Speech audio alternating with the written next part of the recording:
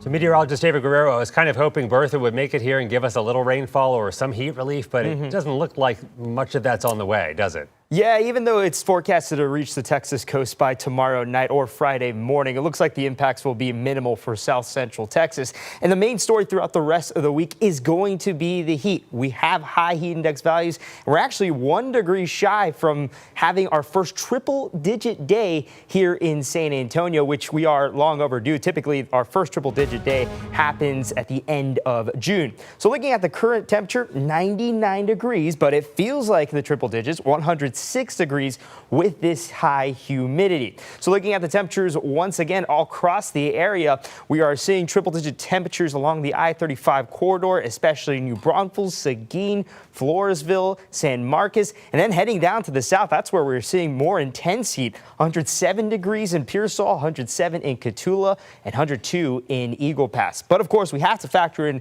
the dew points, the humidity, and it's still muggy all across the region. And because of that, it is feeling like it's warmer than the actual temperature. So we're seeing feels like temperatures around 106 degrees in San Antonio, around 109 in Pearsall, and 109 in Cotulla as well. So because of this, we have a heat advisory throughout the rest of the day today and also for the majority of tomorrow. This heat advisory expires actually until 8 o'clock in the evening for the potential of heat index values ranging from 108 to 112 degrees as well. And that's why we have a weather impact alert until tomorrow evening because of these high heat index values. So the need, stay hydrated, and also if you are feeling a little woozy, if you are feeling lightheaded outside because of the heat, please take breaks indoors. So looking at the radar, we have flood warnings due to overflow of the Frio River and the Nueces River for areas such as Dimmitt County, LaSalle County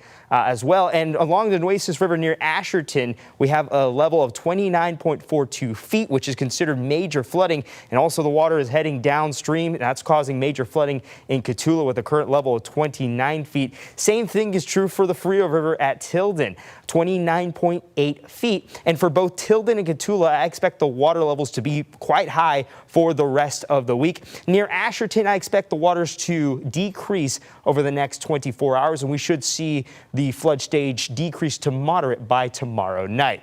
So here's a look at Tropical Storm Bertha. The center of the circulation is weak. Much of the convection is actually confined down towards the south, and you can see the center of circulation is quite weak as well. Winds around 45 miles per hour. I expect some slight weakening as the center of circulation moves inland into Louisiana.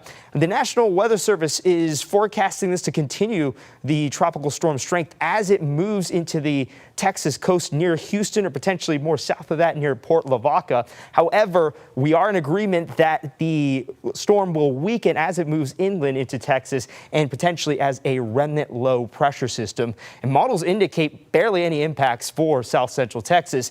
If we look at the Future View graph model, for tomorrow morning, mostly clear, very warm. We could see temperatures linger into the 80s throughout the morning, making it one of the warmest mornings in a very long time. And then for tomorrow afternoon, mostly clear, temperatures potentially in the triple digits across the region.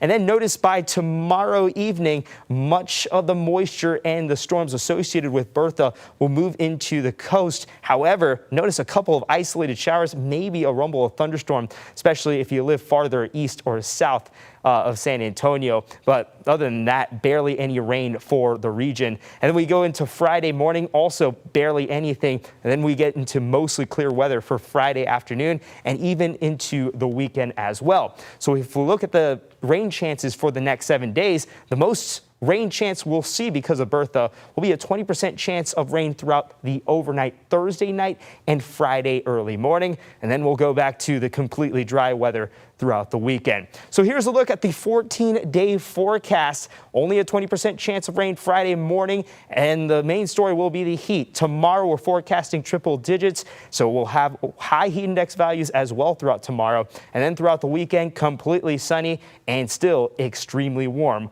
across south central Texas.